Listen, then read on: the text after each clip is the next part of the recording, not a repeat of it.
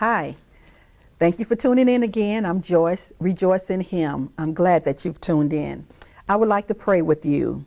I do have you on my mind. I think about you a lot in preparing these programs.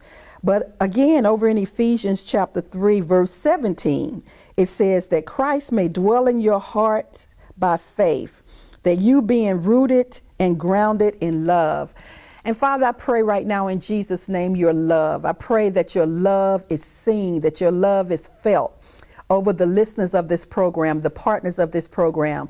I pray, Lord God, that the people that are listening to this program are rooted and grounded in you, that their faith, their trust, their hope is in you in Jesus' name. I pray your word, Lord. I pray Ephesians 3:17, that you dwell in their hearts by faith, that they grow in you by faith in the name of Jesus and walk in the fullness of your love in Jesus' name. Keep praying and thank you for tuning in.